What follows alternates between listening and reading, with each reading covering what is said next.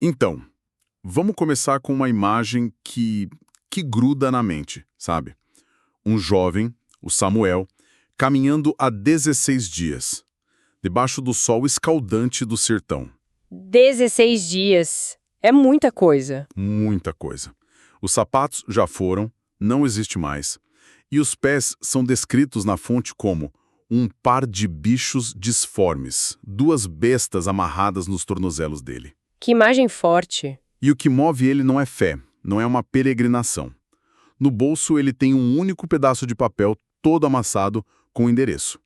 E no coração o último pedido da mãe dele, a Marinha, que estava morrendo. Uhum. A nossa análise de hoje vai mergulhar fundo nessa jornada do Samuel, que começa como uma busca muito pessoal, por família, talvez vingança, mas que vira algo totalmente inesperado. Algo capaz de, literalmente, ressuscitar uma cidade fantasma. E essa transformação é o cerne da questão, né? A narrativa que a gente tem aqui é uma exploração fascinante de como a fé, o desespero e até um certo oportunismo se misturam. Sim, A busca de um homem pelo passado dele acaba batendo de frente com a história esquecida, com a maldição de uma cidade inteira.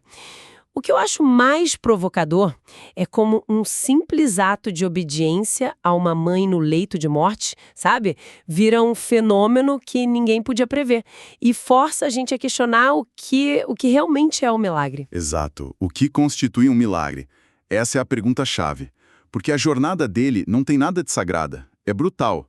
Samuel vendeu tudo, tudo que tinha. Até as mangas da camisa. Por um prato de comida. Nossa, A fome é descrita de um jeito visceral. Ele tem medo que o ventre colhe nas costelas.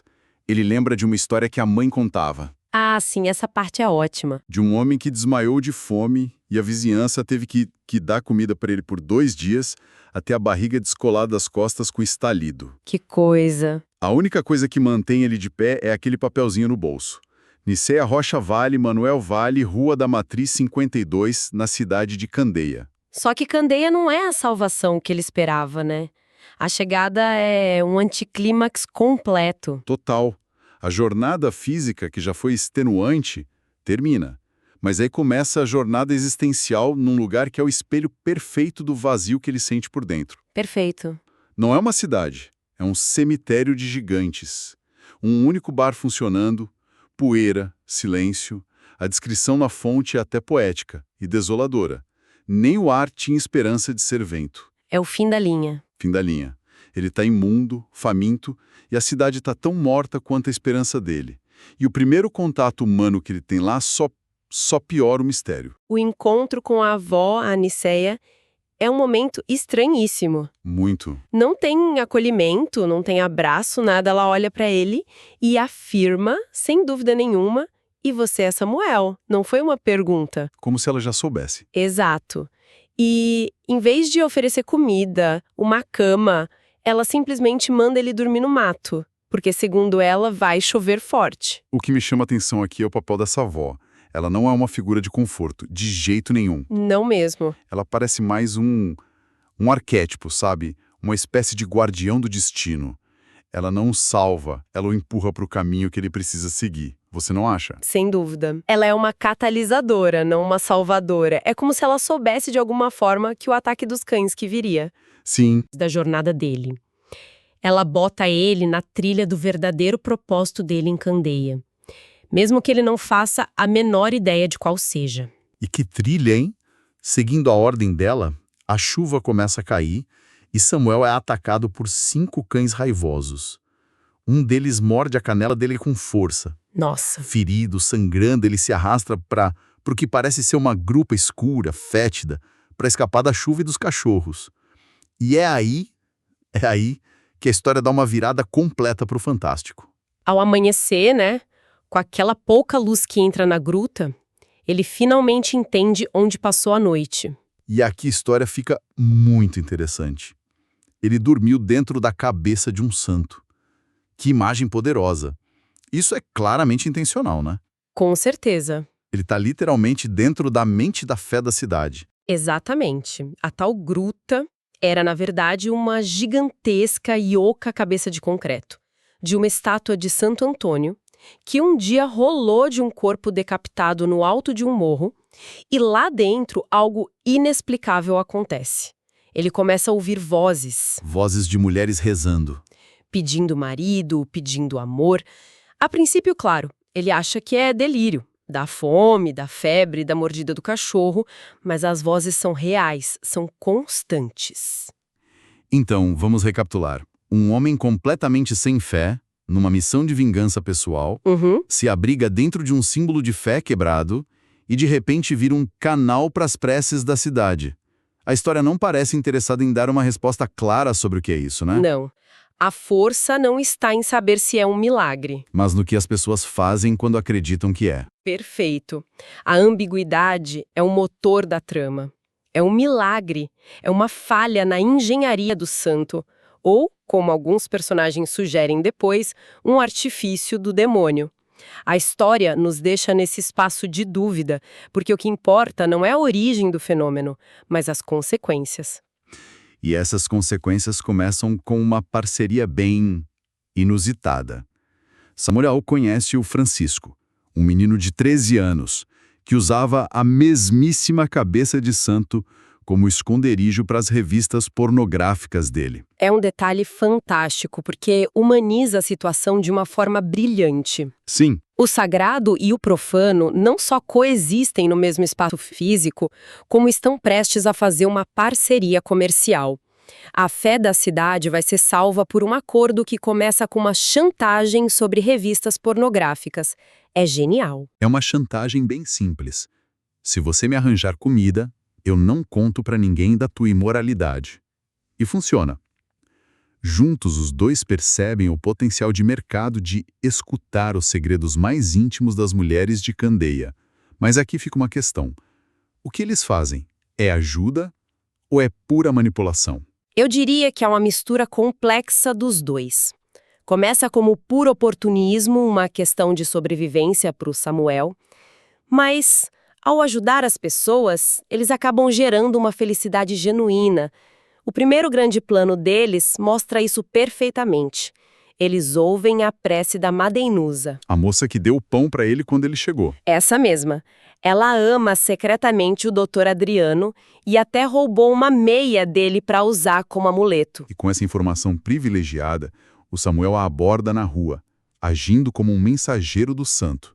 E dá para ela uma instrução misteriosa e precisa. Qual era mesmo? Mento no coração. Um plano que funciona de forma espetacular. A Madeinusa segue a instrução. O Dr. Adriano, que já tinha sido avisado por um bilhete anônimo do Samuel sobre a meia roubada, fica completamente abalado. E o encontro termina em um beijo. Eles marcam o casamento e a notícia se espalha pela rádio local. A cidade inteira interpreta isso como o quê? O primeiro milagre de Santo Antônio de Candeia. E a partir daí, a transformação é total. Candeia, a cidade fantasma, vira um polo de peregrinação para mulheres em busca de amor. O comércio que estava morto renasce. Abrem pousadas, restaurantes, barbearias. A esperança se torna um motor econômico. Impressionante. E até um cinema, o Cine Rex, é reaberto e passa a exibir Casablanca. E vira um sucesso absoluto. O que nos leva a pensar, por que Casablanca? A escolha não parece aleatória. Não mesmo. É um filme sobre amor, perda, sacrifício, a dor de um amor impossível. Talvez isso ressoasse com a melancolia acumulada da cidade, mas agora oferecendo um final catártico, como os milagres do Samuel. Isso levanta uma questão central, né? O que isso nos diz sobre a natureza da fé, a fonte do milagre? Que a gente sabe que é uma farsa, uma manipulação. Exato. Essa fonte parece importar menos do que o resultado coletivo tangível que ele gera. Exatamente. A fé, mesmo que fabricada por dois garotos dentro de uma cabeça de concreto, tem o poder de reconstruir a realidade material de toda uma comunidade. É uma demonstração impressionante de como a esperança coletiva pode gerar economia, pode reconstruir uma sociedade. A verdade do milagre se torna irrelevante diante da verdade dos seus efeitos. Mas claro, essa fama toda, essa nova prosperidade, atrai atenção. E nem toda ela é boa. um folheto de cordel começa a circular pela região contando a história de Candeia. E esse cordel não poupa ninguém. Ah, o cordel. Ele revela a corrupção do prefeito Osório, que desviou o dinheiro da construção da estátua, o que causou a ruína original da cidade. E aqui entra a política.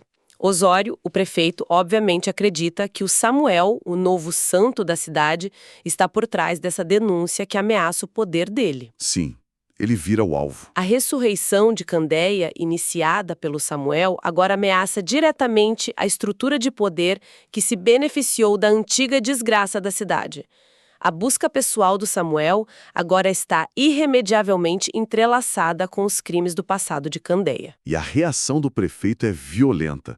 Ele manda um capanga atacar o Samuel dentro da cabeça do santo. Dentro do próprio santuário dele? O ataque é brutal. O homem tenta enforcá-lo com uma corda, deixando ele gravemente ferido. Samuel é socorrido pelo Francisco e acolhido pela família do menino. O pai dele, Chico Coveiro, um homem bom, honesto, cuida dos ferimentos. É nesse ambiente de cuidado, de confiança, que a verdade final vem à tona. Sim, a violência força o Samuel a sair do refúgio simbólico dele e a se integrar a uma família real, a família do Francisco. E é dentro desse lar, um espaço de honestidade, que o último véu de mistério vai ser finalmente levantado. E que revelação! Num momento de confiança, enquanto se recupera, Samuel mostra para o Chico Coveiro aquele pedaço de papel que o guiou até ali. O endereço. O endereço com o nome da avó e do pai. E ele lê o nome em voz alta. Manuel Vale. A reação do Chico Coveiro, segundo a narrativa, é de puro terror. Os olhos calmos dele se transtornam. É o momento em que todas as pontas da história se conectam de forma trágica. Chico revela a verdade. Manuel Vale, o pai que Samuel veio procurar para se vingar. Pela dor e pelo abandono da mãe dele. Esse homem era o operário conhecido na cidade como o Meticuloso. E foi o erro dele, bêbado de cachaça, que selou o destino trágico de Candeia. Um erro colossal. Ele deu a ordem para montar a cabeça da estátua inteira no chão, em vez de montar peça por peça já no alto do corpo sobre os andaimes. E a cabeça, uma vez montada, ficou pesada demais. Pesada demais para qualquer guindaste da época conseguir erguer. Ou seja, a cabeça do santo nunca pôde ser colocada no corpo. A cidade, que tinha apostado todas as suas fichas na estátua para atrair romeiros e turistas, faliu. A maldição de Candeia não foi divina. Nasceu de um erro de cálculo de um homem bêbado. O mesmo homem que Samuel buscou a vida toda para acertar as contas. E essa revelação redime o pai do Samuel de alguma forma? O fato de ter sido um erro e não um ato de maldade muda como a gente deve enxergar a maldição? Essa é a grande questão, não é? Eu não acho que redime, mas complica. Transforma a história de uma vilania para uma de tragédia humana. O pai não era um monstro, mas um homem falho, cujo erro, potencializado pela cachaça, teve consequências. Monumentais. Isso torna a ironia final ainda mais dolorosa e profunda. Completamente. Samuel partiu numa jornada para encontrar e talvez matar o pai que abandonou a mãe. Só para descobrir que o pai dele foi o autor da desgraça de uma cidade inteira. E, de uma forma ainda mais poética e trágica, foi ele, o filho, quem, sem saber, trouxe a redenção para essa mesma cidade. A história se fecha num círculo perfeito e agridoce. Um erro nascido da cachaça amaldiçoou uma cidade. E um dom nascido do acaso. E de uma boa dose de oportunismo, a salvou. Isso nos leva a uma reflexão final, acho. O que essa narrativa sugere sobre destino, pecado e redenção? E, talvez mais importante, sobre como às vezes os filhos são forçados a carregar o fardo de consertar, sem sequer saber, os erros monumentais de seus pais.